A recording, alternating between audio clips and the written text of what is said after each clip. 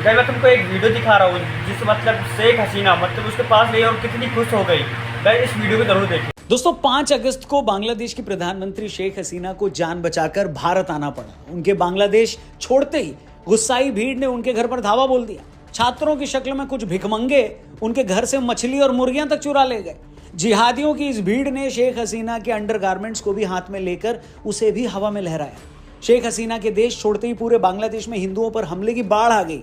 हिंदुओं पर अब तक 100 से ज्यादा हमले हो चुके हैं। सोशल मीडिया पर कई ऐसे वीडियोस वायरल हो रहे हैं जहां हिंदुओं के घर पर हमले किए जा रहे हैं, उनके घरों को आग लगाई जा रही है, कई जगह मंदिर तक फूंक दिए गए। इस बात की पूरी पॉसिबिलिटी है कि शेख हसीना के जाते ही बांग्लादेश में बेगम खालिदा जिया की बांग्लादेश नेशनल पार्टी और जमात जैसे कट्टरपंथी संगठन हावी हो जाएंगे।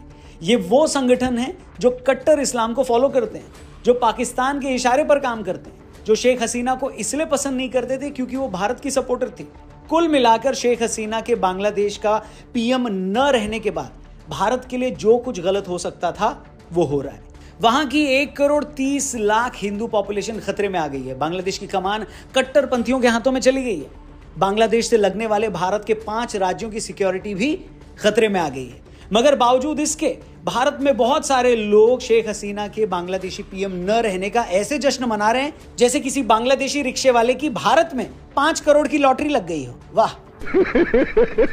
शेख हसीना के बांग्लादेश का प्रधानमंत्री न रहने पर इन कुकुरमुत्तों की फौज क्यों खुश है उस पर तो मैं बाद में आऊंगा। पहले हम ये समझ लेते हैं कि शेख हसीना के बांग्लादेश का पीएम न रहने पर भारत को क्या क्या नुकसान है। इसलिए वीडियो पूरी देखिएगा और ये वीडियो पसंद आए तो इसे और भी लोगों तक पहुंचाइएगा, शेयर जरूर करिएगा। शुरू करते हैं। बांग्लादेश में कट्टरवादी ताकतों को हमेशा से इस बात की चिढ़ रही है कि शेख हसीना भारत के इतना क्लोज क्यों है। 2019 से लेकर अब तक शेख हसीना और भारतीय प्रधानमंत्री नरेंद्र मोदी 10 बार मिल चुके हैं। सिर्फ इस साल ही शेख हसीना 3 बार भारत आ चुकी हैं। जुलाई में ही $1 बिलियन के रिवर डेवलपमेंट प्रोजेक्ट के लिए शेख हसीना ने चीन की बजाय भारत को तरजीह दी। भारत और बांग्लादेश के बीच 5 राज्यों में 2200 किलोमीटर का बॉर्डर लगता है। ये वो बॉर्डर है जहां से घुसपैठिए और टेररिस्ट एलिमेंट्स लगातार भारत में घुसने की कोशिश करते रहते हैं। शेख हसीना के पीएम रहते इन एलिमेंट्स पर प्रेशर बना हुआ था। पाकिस्तान की आईएसआई और जमात जैसे कट्टरपंथी संगठन भारत की दोस्त शेख हसीना को कभी भी पसंद नहीं करते थे। सिक्योरिटी एजेंसीज को इनपुट मिली कि पाकिस्तान की आईएसआई और उनके स्लीपर सेल्स शेख हसीना को कमजोर करने के लिए लगातार ढाका में काम कर रहे थे। इस काम के लिए जमात को आईएसआई से मोटा पैसा भी मिला था। और आज जब शेख हसीना देश छोड़ चुकी हैं तो जमात जैसे कट्टरपंथी इस्लामिक संगठन और बांग्लादेश नेशनल पार्टी जैसी एंटी हिंदू पार्टियां बांग्लादेश में मजबूत होंगी। रिवर प्रोजेक्ट भारत को देने के बाद से चीन भी शेख हसीना से खुश नहीं था।